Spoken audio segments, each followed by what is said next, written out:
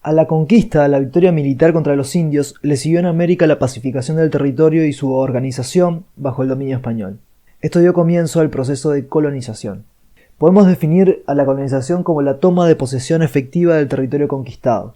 Esto quiere decir que si bien el territorio había sido conquistado, no sería efectivamente dominado por los españoles hasta que estos no lograran poblarlo con más personas provenientes de España, con la formación de un gobierno con sus leyes y autoridades, con el establecimiento entonces de un control efectivo sobre los nativos y el comienzo de la explotación tanto de las riquezas del territorio como del trabajo de los indios. Además, la colonización implicó la transformación de la estructura de la sociedad americana y de su cultura, por la imposición de rasgos culturales europeos y su mezcla con la cultura nativa.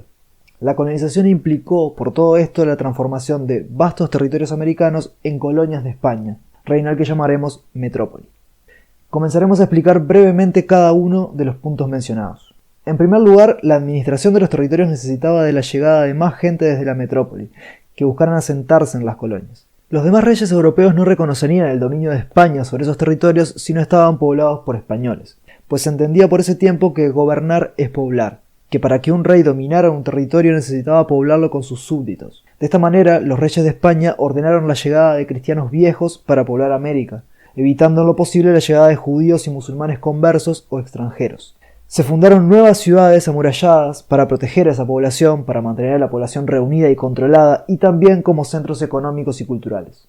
La formación del gobierno comenzó con la división administrativa de América en virreinatos y capitanías generales, que fueron variando a lo largo del tiempo hasta consolidarse en el siglo XVIII, quedando la división como la vemos en el mapa.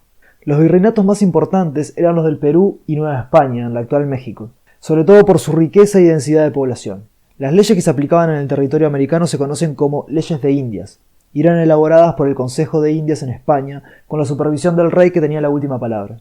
También en España, la Casa de Contratación controlaba lo relativo al comercio y el movimiento de personas entre colonias y metrópoli.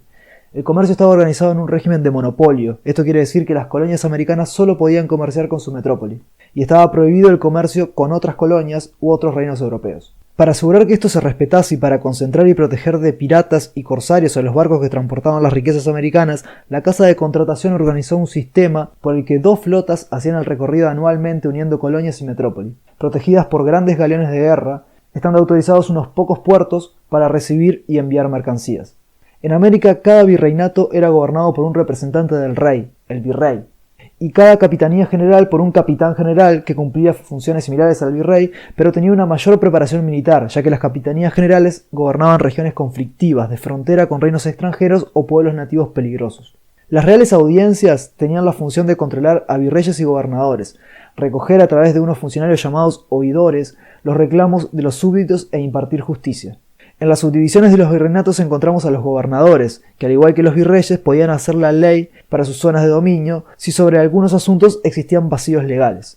Las ciudades, tanto las de indios como las de españoles que se encontraban separadas, tenían como autoridad principal a los corregidores. Los corregidores de las ciudades de españoles presidían el único órgano de gobierno que en América era elegido verdaderamente por los vecinos, o sea, por los hombres blancos con propiedades, casados y de buena moral que vivían en una ciudad. Ese órgano era el cabildo, que tenía atribuciones importantes como la de controlar el abastecimiento de alimentos, la limpieza y seguridad de las ciudades y sobre todo el reparto de las tierras de los alrededores entre los vecinos. Uno de los fines perseguidos por el dominio colonial era la explotación de los recursos naturales con el objetivo de enriquecer a los colonos y a la corona española. Especialmente se explotaron los minerales, oro y plata y los cultivos producidos en las grandes plantaciones como el azúcar o el tabaco. En cuanto al dominio y explotación de los indios americanos, debemos decir que tuvo diferentes modalidades a medida que se fue desarrollando el proceso de colonización. En un primer momento, Colón y sus sucesores, especialmente en las islas del Caribe, impusieron simplemente la esclavitud de los indios. Más tarde, en 1512, y teniendo en cuenta que la finalidad de los españoles era convertir a los indios en fieles católicos y que ningún católico puede ser esclavizado por otro, la esclavitud se prohibió y se estableció una nueva forma de dominio y explotación conocida como la encomienda. La encomienda era el reparto de un conjunto de indios a un español que debía evangelizarlos y proteger su seguridad, sus tierras y bienes a cambio de que esos indios trabajasen y produjesen para él, forma en la que además se esperaba enseñarles hábitos de trabajo. En muchos casos, la encomienda se convirtió en una forma de esclavitud disfrazada y la situación de los indios cambió poco. Los argumentos contra la encomienda, que llevaron finalmente a la célebre polémica de los naturales, dejo en la descripción un video sobre este tema, llevaron a la prohibición del sistema de encomienda en 1542 por parte de la corona, algo que causó grandes rebeliones entre los hidalgos americanos que habían recibido encomiendas y consideraban que esto era un derecho y una recompensa por haber llevado adelante la conquista en nombre de los reyes, por haber arriesgado sus vidas y su dinero.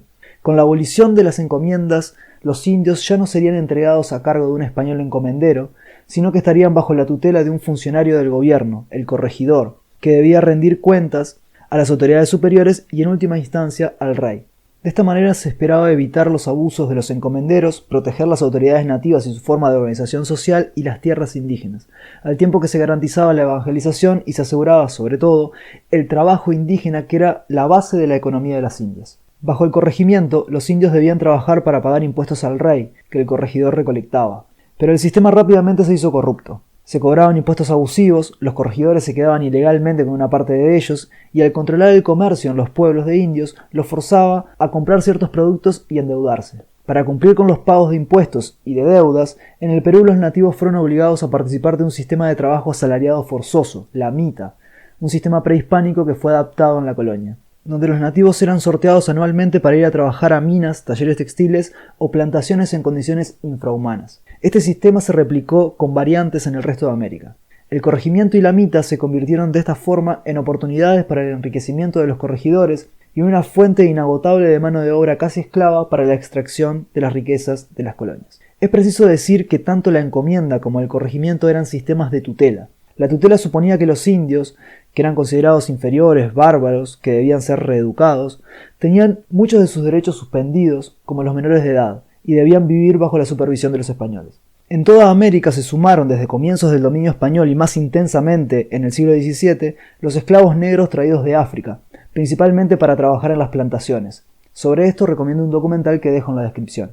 La coexistencia de los europeos blancos con los pueblos indígenas y los esclavos negros generó una estructura social muy jerarquizada basada en el origen y el color de la piel.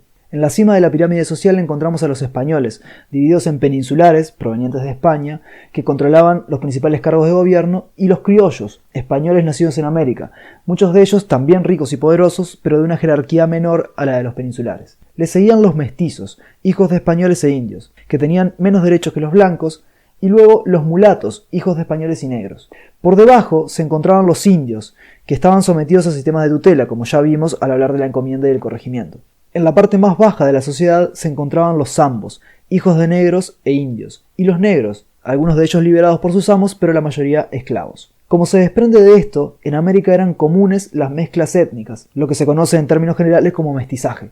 Pero este mestizaje se daba además en la cultura, ya que las costumbres, los ritos religiosos, los hábitos alimenticios, la vestimenta e incluso la lengua de los diferentes pueblos se mezclaban. Si bien la cultura española, la cultura del dominador, era predominante, esta mezcla cultural dio lugar en América a una cultura nueva, mestiza, que hasta hoy caracteriza a los países de América Latina. ¿Qué rasgos de la cultura de tu país crees que demuestran ese mestizaje cultural?